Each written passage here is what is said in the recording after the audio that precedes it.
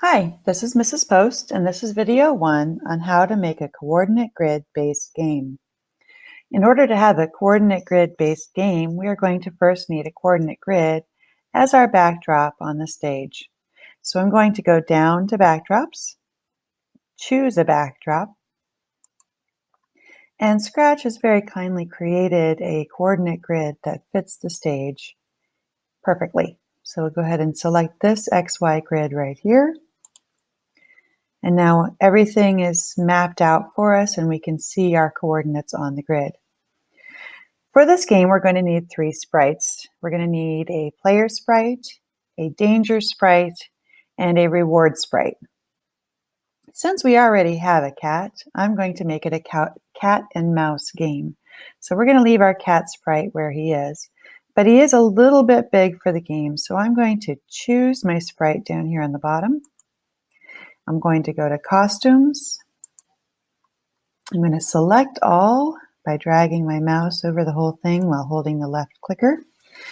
And I'm going to grab a corner circle here and I'm going to just reduce his size a little bit so it's a little bit more challenging for him to catch us. All right, so I'm very happy with that now. Now let's add another sprite. Let's find a mouse for him to chase. We're going to go to Choose Sprite, search for a sprite. These are alphabetical, so we're going to go to M and find a mouse. And there he is. And now we have a mouse. And as you can see, he's quite a bit bigger than the cat. So once again, I'm going to choose the sprite, go to Costumes, select all, and let's shrink him down just a little bit. In addition to that, he's going to be running on the y-axis that goes from top to bottom.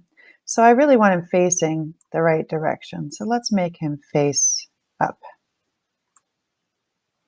And finally, I'm going to just drag him on the playing field over here so that he's on the y-axis where I'd like him to be. Now, the final sprite we need, there is not a cheese sprite, but I think cheese is very appropriate for our mouse to go after. So I found a picture on the internet and I downloaded it and edited it. You could also draw your own using this area over here, but I'm going to upload my sprite of cheese. And now we have a very big cheese. So I'm going to choose that sprite. And once again, I'm going to have to do Control A this time because it's bigger than my work area. And I'm going to move it so I can see my little corners. And now I can shrink it, pull it back on, and shrink it just a little bit more. Okay, and let's put our cheese over here. So now we have a player sprite, a danger sprite that's going to go try to catch our sprite, and a reward sprite that we are trying to catch. Those are the 3 elements in the game. So the first thing we need to do is program our mouse to move up and down the y-axis. So I'm going to once again choose my mouse sprite and go to Code. To code my mouse, I'm going to need a few things. I want to use the arrow keys to move him up and down, or let my player use the arrow keys to move him up and down.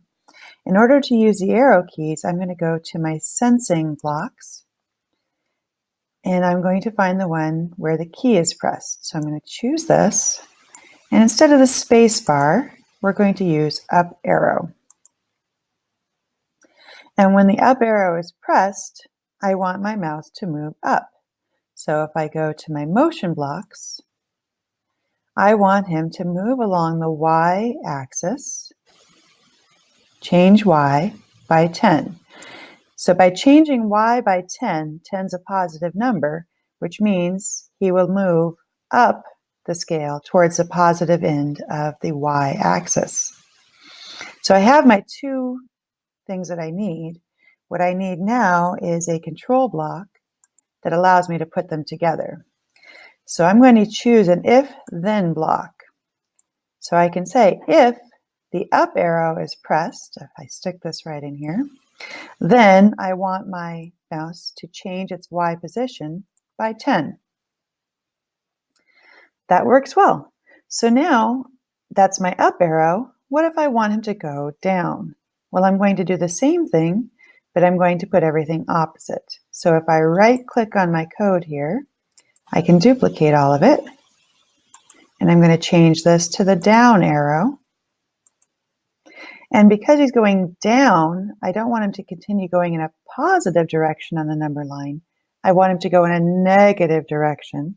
So we're going to change this to -10. So now, when I press the up arrow, he'll move positively and up. When I push the down arrow, he will move negatively and down. Unfortunately, he'll still be backing up. So I really don't care for that much. I prefer that he faces the direction he's running. So I'm going to go back to my motion blocks, and I'm going to get a point in direction block. Point in direction. So when he is going up, I want him pointing up just like he is now.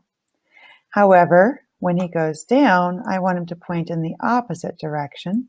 So I'm going to change this and have him go entirely opposite. Instead of +90, we're going to rotate him around so he's -90. And that will make him turn around and face the opposite direction.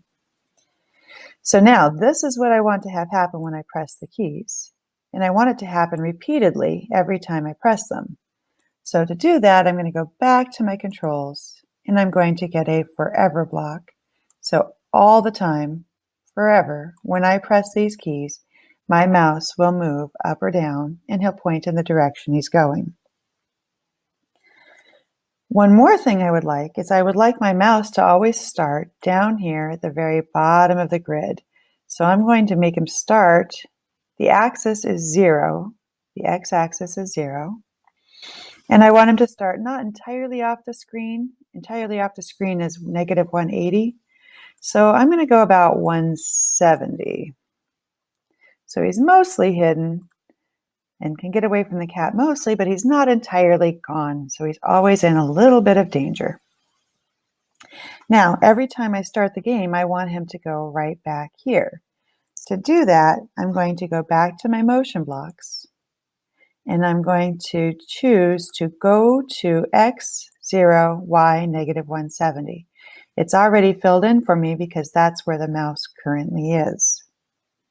And I want him pointing in the right direction, the 90 degrees up direction. So once again, point direction 90. Okay, so I have all the elements that I need here for the mouse. The one element I don't have that I'm going to need is the variable for score. So I'm going to go over to my variables. There is no variable for score. So I'm going to make a variable. And we're going to call it score for all sprites. Okay. So now you'll see I have a scoreboard on my playing field. And I have a variable called score. At the start of the game, I want my score to be 0. So I'm going to grab a set my variable to 0. And I can't just say my variable because it doesn't know which one it is. I'm going to make it score using this drop down. All right, so now at the start of the game, my mouse is going to start at the bottom facing up. The score is reset to 0. Every time I press an up arrow, the mouse is going to go up. Every time I press a down arrow, the mouse is going to point and go down. The only thing I need now is to go into my events block and give it a when flag clicked block. So why don't we go ahead and click on the go flag. And now when I press up on my arrow, the mouse runs up the stage. When I press down on my arrow, the mouse goes down the stage.